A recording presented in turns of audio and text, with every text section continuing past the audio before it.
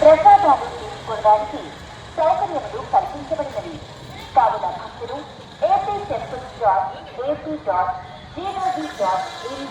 ప్రశ్నకు చేసి మహానిహతులు దర్శనంగా దర్శనములు వెలుగుదల చేయబోతుంది. కావున భక్తులు ఓం నమో నారసింహాయ. 28వ తారీఖున అనగా రేపు జరిగేటటువంటి గిరి ప్రదక్షిణకి సంబంధించి అన్ని ఏర్పాట్లు పూర్తయ్యాయి. రేపు ఈ గిరి ప్రదక్షిణ తొలిపావంచ నుంచి భక్తులు మొదలుపెట్టి అక్కడ స్వామివారిని దర్శనం చేసి కొబ్బరికాయ కొట్టి అక్కడ నుంచి సుమారు 32 కిలోమీటర్ల మేర ప్రదక్షిణ చేసి తిరిగి స్వామివారి దగ్గర చేరుకునేటటువంటి సంప్రదాయం. ఇందులో సుమారు 6 నుంచి 8 లక్షల వరకు భక్తులు పాల్గొంటారని అంచనా. వారందరికీ వివిధ స్థాయిల్లో సేవలు చేయడానికి 28 సేవా కేంద్రాలు, అంటే ప్రతి కిలోమీటర్ ఒక చొప్పున సేవా కేంద్రాన్ని ఏర్పాటు చేసి అందులో medical facility, drinking water facility, అదేవిధంగా ఇతర సిబ్బంది సేవలు చేయడానికి పెట్టడం జరిగింది. అలాగే ఎక్కడ ఎటువంటి ఇబ్బందులు వచ్చినా వాటిని పరిష్కరించడానికి ప్రతి 4 నుంచి 5 కిలోమీటర్లకి ఒక కంట్రోల్ రూమ్ ఏర్పాటు చేయడం జరిగింది. అదేవిధంగా జిల్లా స్థాయిలో కూడా ఒక కంట్రోల్ రూమ్ ఏర్పాటు చేయడం జరిగింది. వీటి ద్వారా ప్రజలకి, ముఖ్యంగా భక్తులకి ఎక్కడ ఎటువంటి ఇబ్బందులు కలిగినా వెంటనే రెస్పాండ్ అయ్యే వారికి సేవ అందించడానికి జిల్లా యంత్రాంగం అలాగే దేవాదాయ శాఖ పూర్తి స్థాయిలో ఏర్పాట్లన్నీ చేయడం జరిగింది.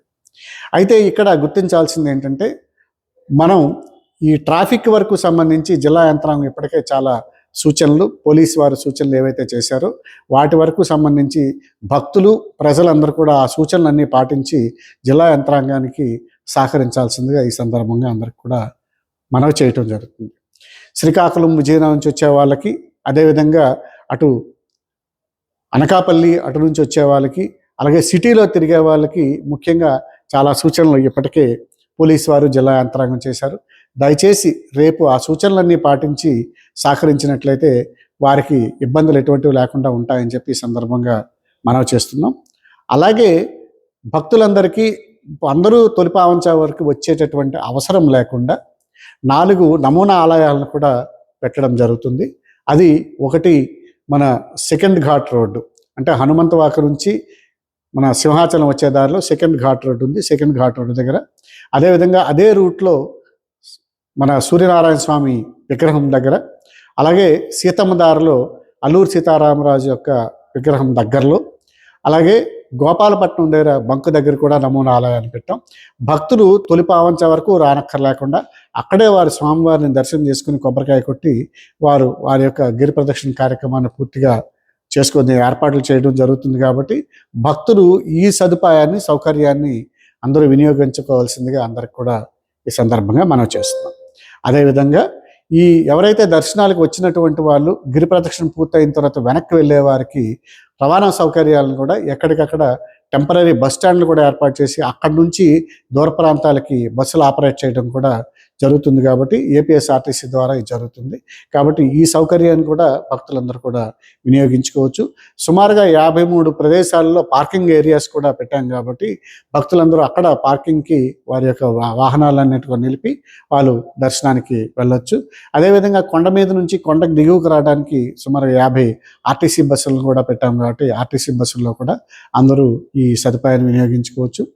అందుకు గాను వీరందరికీ నాణ్యమైనటువంటి సేవలన్నీ అందించడానికి గాను సుమారుగా వారికి టాయిలెట్స్ రూపంగా 600 టెంపరీ టాయిలెట్స్ ఏర్పాటు చేసాం. దాంట్లో సుమారు 3000 మంది పారిశుధ్య సిబ్బంది ఎప్పటికప్పుడు అంతా నీట్ అండ్ క్లీన్గా పెట్టి శానిటేషన్ ఏర్పాట్లు అనేవి చేస్తున్నారు. అలాగే సుమారు 2,000 మంది వాలంటీర్స్ ఎక్కడికక్కడ సేవలు చేస్తారు. 50 మంది ఎన్జిఓస్ వెళ్ళేటటువంటి భక్తులకి మంచినీరు కానీ, మజ్జిగ కానీ, ఇతర తిండి పదార్థాలు, పండ్లు అన్ని కూడా వాళ్ళు ఏర్పాటు చేసి వారి ద్వారా సేవలు అందించడం జరుగుతుంది. అలాగే సుమారు 4,000 మంది పోలీసు సిబ్బంది కూడా ఎక్కడికక్కడ భక్తులందరికీ ఎటువంటి ఇబ్బందులు లేకుండా వాళ్ళు రక్షణగా ఉంటారు.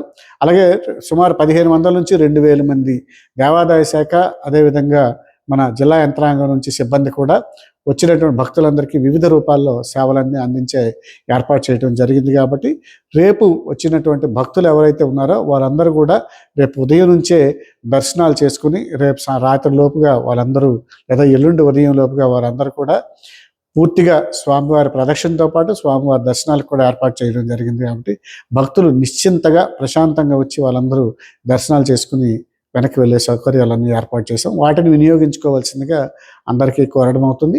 అలాగే 29వ తారీఖున జరిగేటువంటి గుడి ప్రదక్షిణ ఏదైతే ఉందో దానికి దర్శనాలకి ఉదయం 4 గంటల నుంచే ఏర్పాట్లు చేసాం. అదేవిధంగా వారు తిరగటానికి, గుడి ప్రదక్షిణ చేయడానికి 3 గంటల నుంచి చేసుకోవచ్చు. అది ఆ రోజు మధ్యాహ్నం వరకు కూడా అన్ని ఏర్పాట్లు ఉంటాయి. కాబట్టి ఆ సౌకర్యాన్ని కూడా అందరూ కూడా వినియోగించుకోవాల్సిందిగా ఈ సందర్భంగా భక్తులందరికీ కూడా మనవి చేయటం అయింది. అక్కడే మంచినీటి పాయింట్ కూడా పెట్టాం. మంచినీరు పెట్టుకోవడానికి టేబుల్ కావాలి, కుర్చీ కావాలి. ఇది కాకుండా మన అందరికీ ఒక ఫ్లెక్సీ కావాలి, కిందన మట్టి అంటుకున్న కార్పెట్ కావాలి. ఇవన్నీ ఎప్పుడు వేయాలి? రేపు మార్నింగ్ వేయడం అవ్వదు, సాధ్యం కాదు. ఇవాళ వేస్తే అక్కడ వేస్తే రాత్రి అయినప్పటికీ అన్ని జాగ్రత్తగా పట్టుకుపోతారు ఎవరు. మరి ఏం చేయాలి? అందుకని మనం ఏం చేసామంటే అక్కడ లోకల్లో పనిచేస్తున్నటువంటి సచివాలయ సిబ్బందిని అక్కడ వేసాం. సచివాలయ సిబ్బందికి లోకల్ గ్రిప్ ఉంటుంది, వాళ్ళ మాట కాదని ఎవడు చేసేదే పని ఉండదు. సో సచివాలయ సిబ్బందికి ఇవాళ మధ్యాహ్నం నుంచి మన ఇంజనీర్స్ మొత్తం ఈ స్టాక్ అంతా హ్యాండ్ ఓవర్ చేసుకుంటూ వెళ్ళిపోతారు. మొత్తం 28 కేంద్రాల్లో 7 కంట్రోల్ రూమ్స్లో నేను ఇప్పుడు చెప్పినటువంటి మెటీరియల్ అంతా సచివాలయ సిబ్బందికి ఇవాళ హ్యాండ్ ఓవర్ చేసేస్తారు.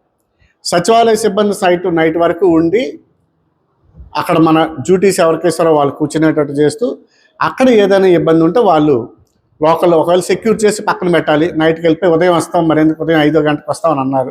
అలా చేయడం మంచిది కాదు. మనం ఉండడం, ఎవరైతే డ్యూటీ చేస్తే వాళ్ళు ఉండడం అనేది సేఫ్. ఎందుకంటే నైట్ అంతా అధికారులు తిరుగుతారు. కలెక్టర్ గారు, జీవీఎంసీ కమిషనర్ గారు, జాయింట్ కలెక్టర్ గారు, కమిషనర్ ఆఫ్ పోలీస్, వీళ్ళందరూ తిరుగుతుంటారు, నైట్ అంతా తిరుగుతారు. సో మెటీరియల్ తీసుకుని సెక్యూర్ చేసి మరుసటి రోజు మళ్ళీ ఎర్లీ మార్నింగ్ సరికి అన్నీ సర్దుకోవడానికి కావాలంటే ఆ మెటీరియల్ పెట్టడానికి, లోకల్లో పెట్టడానికి ఏదో ఒక బిల్డింగ్ ఉండాలి కదా, లేదా ఎవరో ఒకరి ఇంట్లోనైనా పెట్టాలి కదా. మరి మన మాట ఎవరు వింటారు? అక్కడ మనందరం బయట నుంచి వచ్చినట్టు మన మాట వినే పరిస్థితుంది. సో లోకల్లో ఉన్నటువంటి సచివాలయ సిబ్బందికి అని చెప్తే ఎవడో మాట్లాడండి, ఈ మెటీరియల్ మీ ఇంట్లో ఉంచండి, రేపు మార్నింగ్ వచ్చి తీసుకుంటామంటే ఖచ్చితంగా ఉంచుతారు. అది వన్ పార్ట్. సెకండ్ పార్ట్, అది సచివాలయ సిబ్బందిని ఎందుకు వేసామో చెప్పడానికి. మన డ్రింకింగ్ వాటర్ ఉంది, స్టాల్స్లో పెట్టినటువంటి డ్రింకింగ్ వాటర్ అంతా కూడా జీవీఎంసీ వాళ్ళే పెడుతున్నారు. మరి అక్కడ సపోజ్ వాటర్ అయిపోయింది, ఎవరికి చెప్పాలి? జీవీఎంసీకి చెప్పాలి.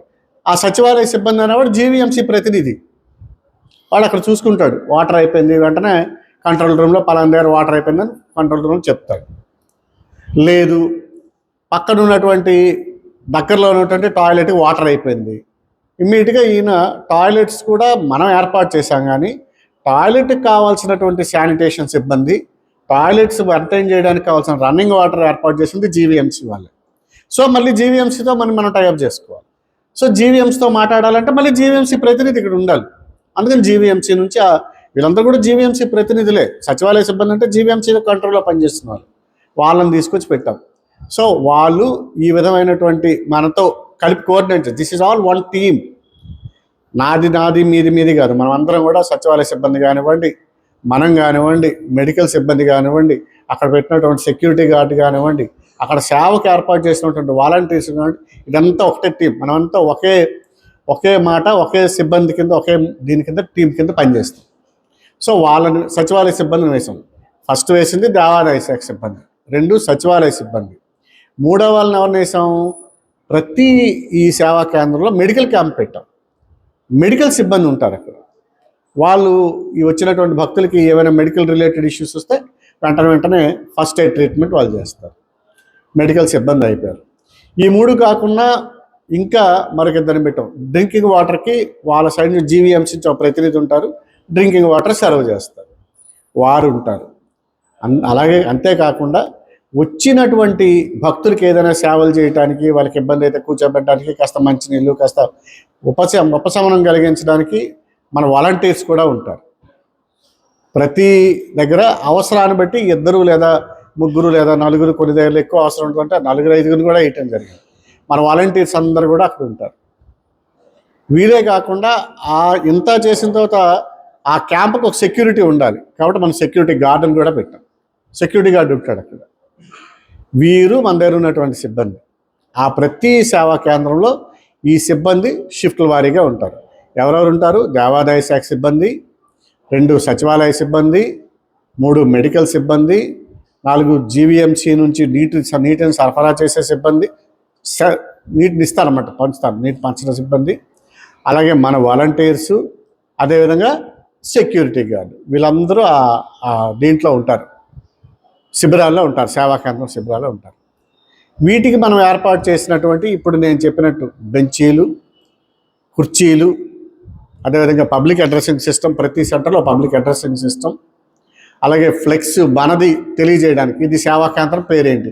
సేవా కేంద్రం పేరు ఉదాహరణకి తొలిపావంచ, లేకపోతే అడివరం జంక్షను, లేదంటే మాధవదార జంక్షను, లేదంటే మురళీ నగర్, ఇలా రకరకాల పేర్లు ఉన్నాయి. 28కి 28 పేర్లు అక్కడ రాసుకుని పెట్టుకుంటాం. ఇది కాకుండా కాలికి మట్టి అవన్నీ అయిపోకుండా కార్పెట్ వేసుకుంటాం. అదేవిధంగా డ్రింకింగ్ వాటర్తో బబుల్స్ అవన్నీ అక్కడ ఉంటాయి, డ్రింకింగ్ వాటర్ డిస్ట్రిబ్యూషన్ ఉంటుంది.